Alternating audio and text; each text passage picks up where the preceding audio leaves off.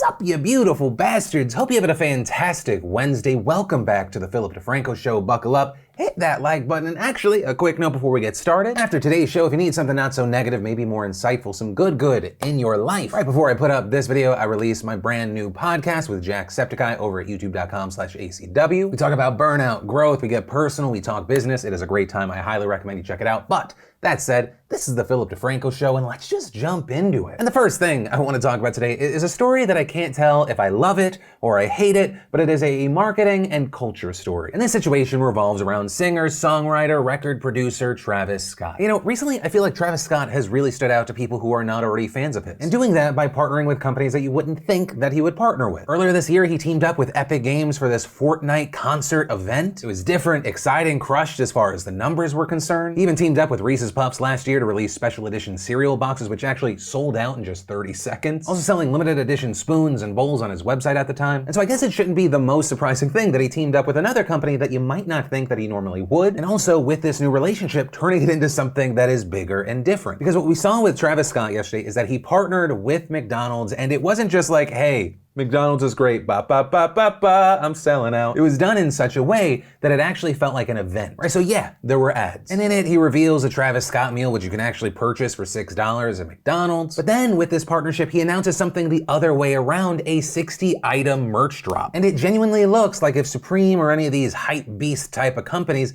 did a merch drop, right? Random limited edition items, a vintage blanket, a metal lunchbox, a burger tie, and I'm loving it lunch tray, a custom basketball, and among other things, the just, cherry on top, a $90 Nugget body pillow, right? And that's in addition to the barrage of shirts, hoodies, also $250 denim shorts. And ultimately, I just find myself in awe of how smart this is. Whoever came up with this is a genius. Because yes, in addition to people probably going to McDonald's more to get this specific meal, and in addition to, yes, Travis Scott probably making a great amount of money from the drop itself, even if that drop, as far as sales, was a failure, which in no way do I think will actually be the case, especially because e-commerce sales are up right now, you have to think about how much free promotion both Travis Scott and McDonald's got from this. I mean, you have to pay to get your logo in an ad, or you have to pay to get your brand on TV in front of eyes. Right? Every year we talk about how much companies drop to get their ad to play during the Super Bowl. But with a story like this, an event, something different, so much free promotion. But yeah, that is where I'm gonna end this story and move on to the next one so that I don't have enough time to overthink and then buy a $90 chicken nugget body pillow. Because the stupid part of my brain really wants one for some reason, and then the rest of my brain hates me for it. And then let's talk about the Oscars, which is usually that one time a year event where a lot of people get together and go, what?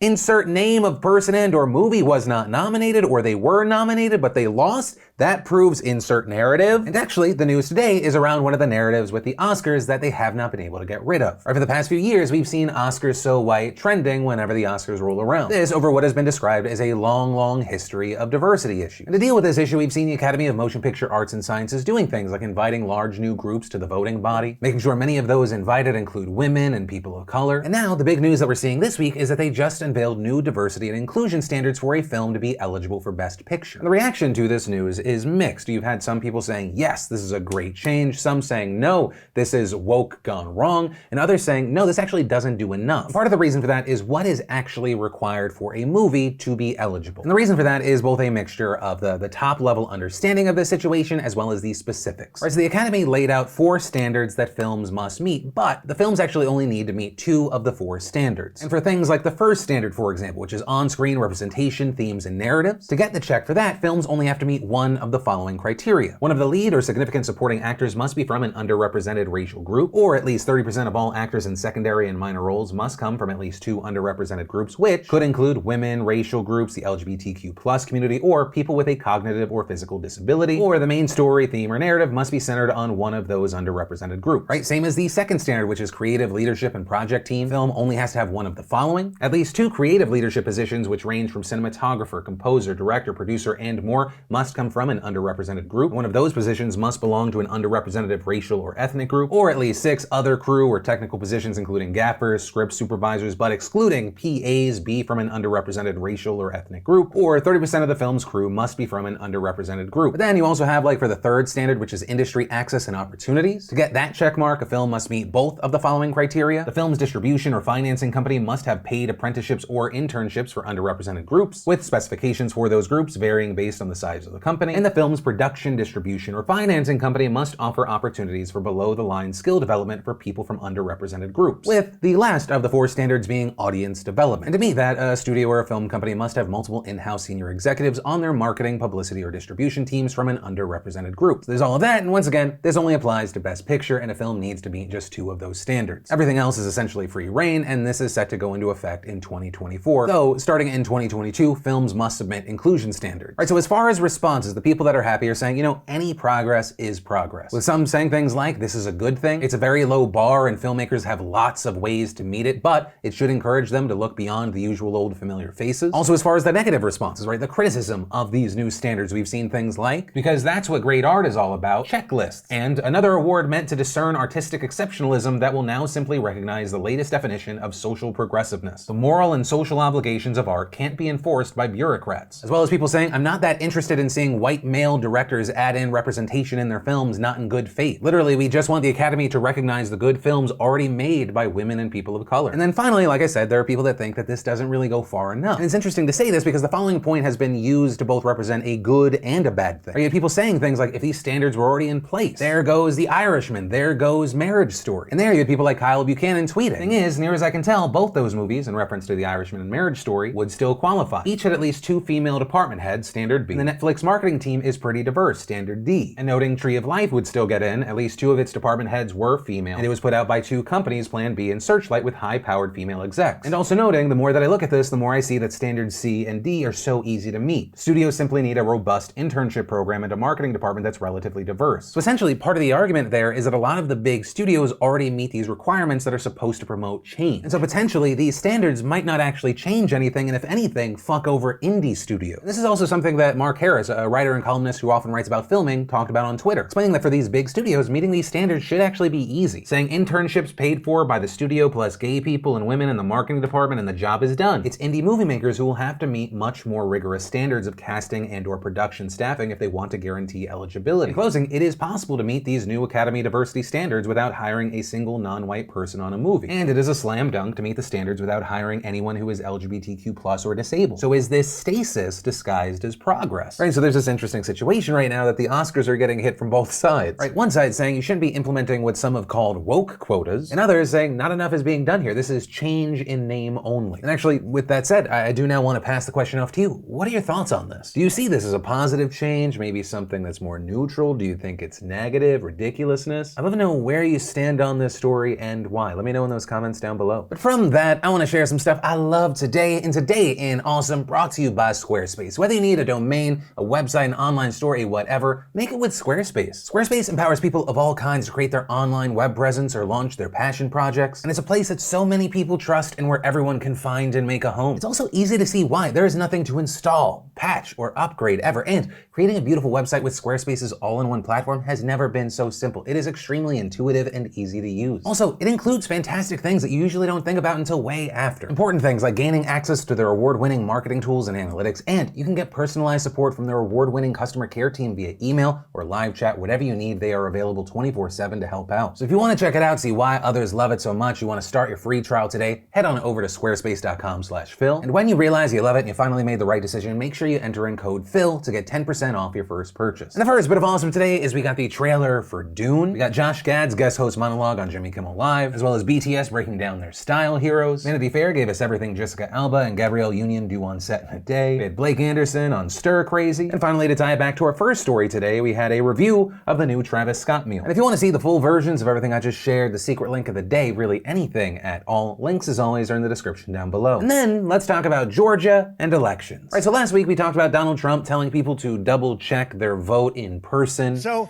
send it in early and then go and vote.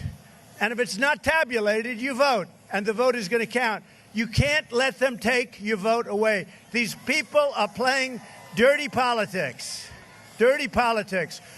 So if you have an absentee ballot, or as I call it, a solicited ballot, you send it in. But I would check it in any event. I would go and follow it and go vote. Right, and to be clear, if you did double vote, that is something that is illegal in all states and a felony in some, including North Carolina, where he made those remarks. And actually what we ended up seeing is that a week after Trump made those comments, Georgia's Secretary of State, Brad Raffensperger, threatened criminal action against hundreds of people who he said did that exact same thing in his state. During a press conference yesterday, Raffensperger announced that investigations are underway in 100 of Georgia's 159 counties after it was discovered that around 1,000 people had voted twice during the state's primaries this summer. And there he described a situation almost identical to the one that Trump had encouraged, right? People voting absentee and then voting again in person to ensure that their vote was definitely counted. With Raffensperger going on to note that double voting is considered a serious felony in Georgia and is actually punishable by 1 to 10 years in prison and a fine of up to $100,000. And adding that officials will prosecute on a case-by-case basis. Now, very notably here, Raffensperger did not say how many of the double votes were from people who intended to vote twice or from people who requested an absentee ballot, then went to cancel it and vote in person on election day, something that people are allowed to do in Georgia as long as their absentee ballot hasn't already been received. And while Raffensperger said that is part of the investigation, he also noted that the state's law, it doesn't actually require them to prove intentionality, adding at the end of the day, the voter was responsible and the voters know what they were doing. A double voter knows exactly what they were doing, diluting the votes of each and every voter that follows the law. But when pressed by reporters for evidence of people intentionally trying to defraud the system, Raffensperger pointed to just one example of a voter who he said was bragging about voting twice in Long County. And there, according to reports, the Long County resident in question was a man by the name of Hamilton Evans, who told a local Fox News affiliate that he voted twice and alerted authorities because he wanted to, quote, prove a point about the flaws in the system, which again is exactly what Trump encouraged people in North Carolina to do, right? Test the system. But still, Raffensperger repeatedly accused voters of trying to game the system, claiming that there were 150,000 voters who applied for an absentee ballot but showed up on election day to cancel their absentee ballot and vote in person. And while most ballots were successfully canceled by election workers, Raffensperger said that about 1,000 of those 150,000 people actually double voted. This he claimed with them knowing full well that they had filled out an absentee ballot, had mailed it back in, and then showed up on the day of the election. And while Raffensperger did say that those votes did not impact the results of the election, numerous experts have also cast doubt on the claim that 1,000 people actively committed voter fraud. Ned Foley, a law professor at Ohio State University, told reporters that the 1,000 number seems extraordinarily high relative to other recent statewide elections. That point was also echoed by Michael McDonald, who's a professor at the University of Florida who studies election data, with him telling reporters that historically speaking, fraud allegations that are this big and involve the amount of people that Raffensperger claims, they rarely end up being accurate, and adding, I can't think of a single time where someone went out there with these allegations and law enforcement came back and said, yup,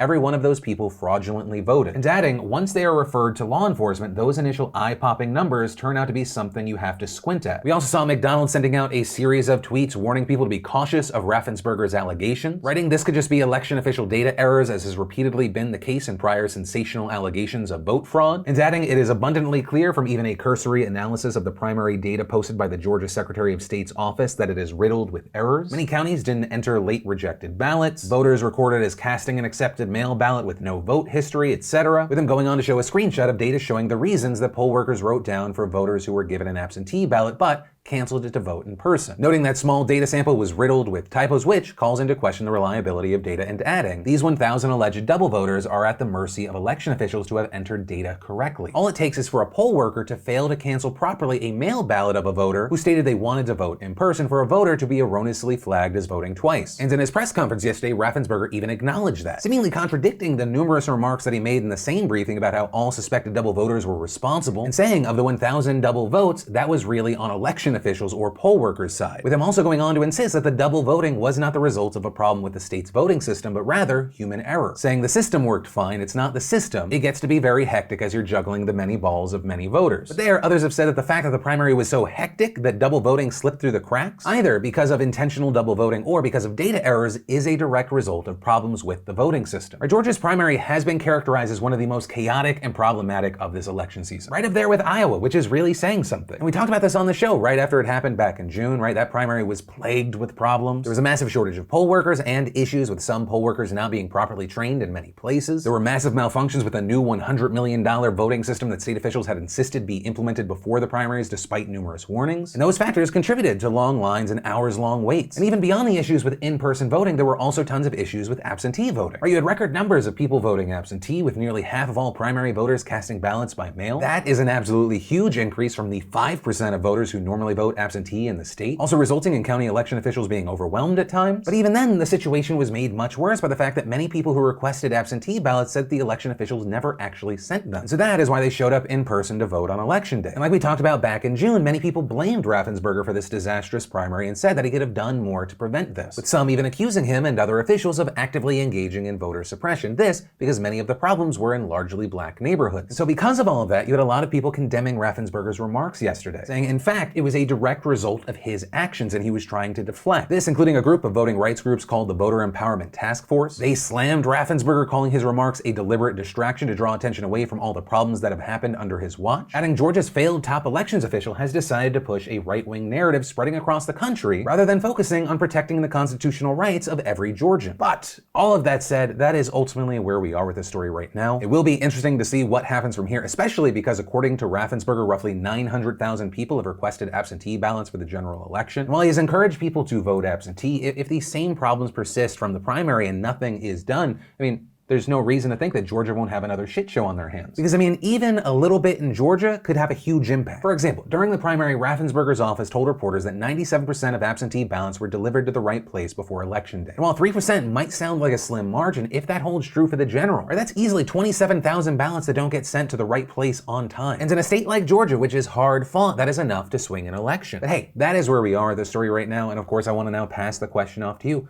What are your thoughts with all of this? And that is where I'm going to end today's show. As always, thank you for being a part of these daily dives into the news. Also, if you're new here, definitely hit that subscribe button. And of course, never forget, my name's Philip DeFranco. You've just been filled in. I love yo faces, and I'll see you tomorrow.